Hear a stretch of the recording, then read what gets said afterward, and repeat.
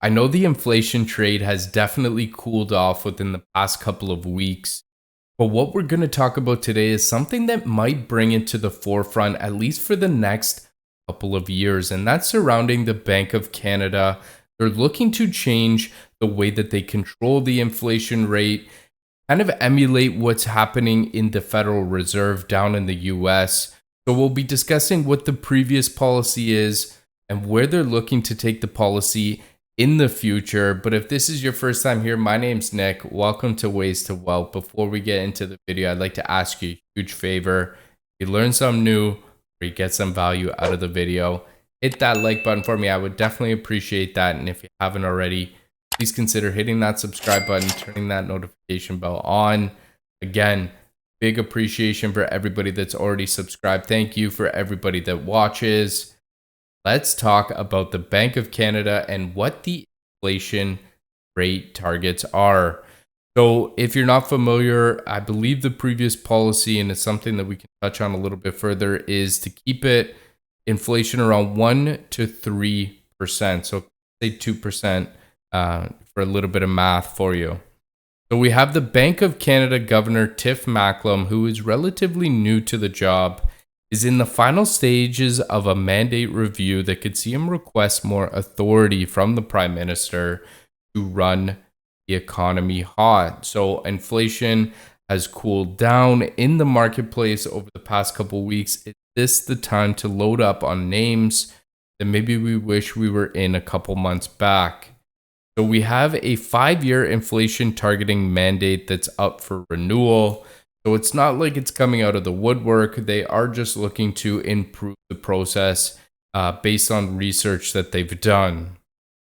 So we see here that they want changes to the 2% target, perhaps by focusing on labor market metrics or putting more emphasis on the Bank of Canada's allowable range for inflation. This will give them more flexibility to address the underperformance in the economy at a time where other central banks are doing the same. So this is what we talked about with the US Federal Reserve doing the same premise, and kind of Jerome Powell down there doing the same thing. So we have the Federal Reserve adopted a so-called average inflation targeting last year on top of its dual maximum employment mandate that allows the central bank to overshoot its 2% target. Though developments last week suggested there are limits to the tolerance, European Central Bank, same thing. It is also looking at overhauling its previous mandates before.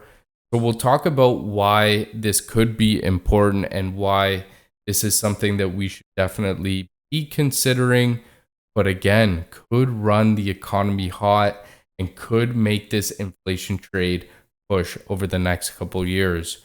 So we do know that since the 90s, the bank has been narrowly focused on a single objective: to keep prices stable. The goal has been to keep inflation within a range of 1 to 3%, which we mentioned before, cut the difference percent. There is a lot of leeway. The bank has scope to delay the return of inflation to target beyond the 2-year span. Macklem and his officials have also have the discretion to put more weight on certain risks over others. In a world emerging from an unprecedented crisis, tightening too quickly is seen as a bigger risk policy than having inflation slightly faster than target. So we've talked about this before. If they do raise interest rates, let's say hypothetically this year, it will cause panic. You will see these prices drop and reflect in not only the housing market, but also the stock market as well. This is where a lot of the people's net worth is. Housing, obviously, important to keep in second. You have retirement funds, dividend yields. We can't see the prices crash. Take a look at December 2018 when they started raising the interest rates and what that did to the TSX. That'll be your perfect example as to why Tiff Macklem is looking to put this to the forefront. It's the fact that he needs to let this inflation run a little bit hot, but he doesn't want to raise interest rates, create chaos or panic. So obviously, the biggest thing here is the fact that we still have a 9 or 10% unemployment rate. That is definitely a metric that they're looking to take into consideration here. And if you start raising interest rates, companies will get tighter with their money. They won't be able to spend as freely as possible. So they won't be looking to hire that labor back. So obviously, this is another concern of the Bank of Canada.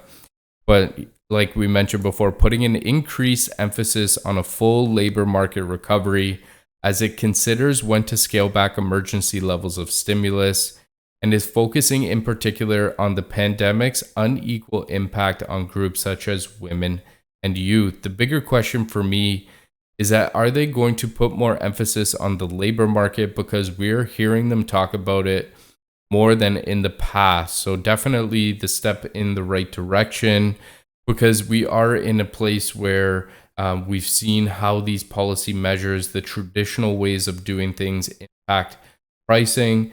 So if they let the economy run a little bit hot, allowing labor to pick up before they start, putting in these tightening measures, increasing interest rate, or not putting as much money into the economy, whether it's the employment, the subsidies, all of the other programs that they put into place ever since March or April last year. So it's definitely something that alludes to the fact that the inflation trade is definitely not over. And if you remember, we talked about ways to profit from inflation. If you haven't seen that video, I'll link it above. Real assets and commodities are definitely two winners, but check out that video if you want to see others. If this happens to go through, which the US already has it in place, so it looks pretty good to go through, inflation is here for a while. Now, inflation is good for the economy. I'm not saying it's a bad thing.